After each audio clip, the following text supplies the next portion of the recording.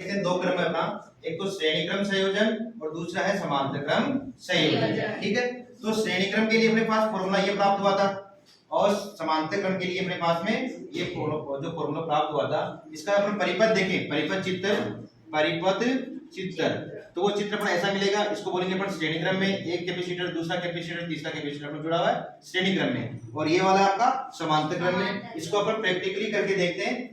ठीक है, तो अपने पास में ये तीन प्रकार के संधारित्र है, जिसको अपन कैपेसिटर बोलते हैं। ये अपना 50 माइक्रोफैराड है, ये अपना 36 माइक्रोफैराड है और ये अपना 10 माइक्रोफैराड है। इनको अपन दोनों क्रम में जोड़ के देखेंगे, श्रेणी क्रम और समांतर क्रम।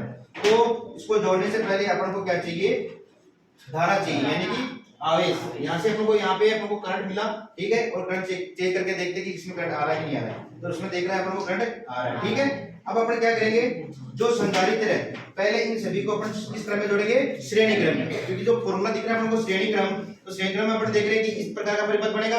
तो यहाँ पे एक सिरा दूसरे वाले सिरे के अपन जोड़ देते हैं। ठीक है, ये मैंने इस सिरे को इससे जोड़ दिया, इसको मैंने इससे जोड़ दिया।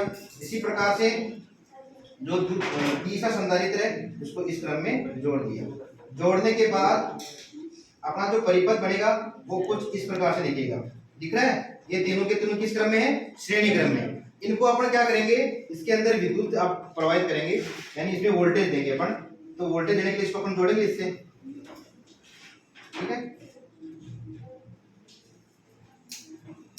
तो ये अपन इसको इसमें विद्युत धारा प्रवाहित कर दी, यानी ये आवेश को इसका स्टोर कर लेगा। ये संधारित्र का सिद्धांत है। जब इसको अपन आपस में टच करेंगे तो इसमें से हल्का सा क्या होगा, विक्षेप आएगा। एक तरीके से इसमें से एक स्पार्किंग होगी, एक बहुत ही छोटा। तो इस क्रम में क्या होता है, जो तुल्य धारिता है वो बहुत ही कम हो जाती है, वो बहुत ही कम हो जाती है, क्योंकि इसका जो फॉर्मूला है ये क्या है, बटे में चलता है 1/C1 1/C2 1/C3। ठीक है, अब इन्हीं संधारित्र को अपन जोड़ते हैं समांतर क्रम में, इन्हीं को अपन जोड़ते हैं समांतर क्रम में। तो समांतर क्रम में जोड़ने के लिए क्या करेंगे अपन, इसके तीनों के जो सिरे हैं वो एक जगह जोड़ देंगे और दूसरे वाले जो सिरे तीनों को एक जगह जोड़ देंगे। इसको अपन बोलेंगे समांतर क्रम संयोजन, जो कि इस प्रकार होगा।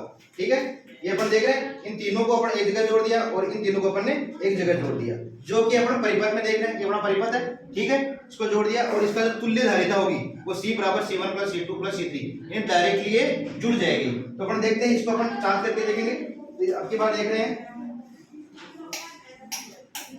इसको विद्युत धारा प्रवाहित की और अपन ने क्या किया, जब इसको टच करते हैं, जब इसको अपन टच करेंगे तो इसका आवेश में बहुत ही ज्यादा होगा। तो इसमें क्या होगा, जो तुल्य धारिता हो वो सबकी जुड़ जाएगी, सीधी जुड़ जाएगी, क्योंकि इसका जो फॉर्मूला है वो C = C1 + C2 + C3 है। अगर अपने पास और ज्यादा है, यानी अगर n है तो उससे हम अपन ऐसे जोड़ेंगे, जो तुल्य धारिता वो बहुत ज्यादा आ जाएगी, इसके अंदर जो तुल्य धारिता वो बहुत ही कम आएगी। ठीक है, और दोनों का परिपथ अपने पास में ये है, ये श्रेणी क्रम में है और ये समांतर क्रम में है। ये अपने समझ में है। इससे बेसिस अपने बोर्ड के एग्जाम में बहुत सारे छोटे छोटे क्वेश्चन आते हैं जो कि अपन करेंगे। ठीक है।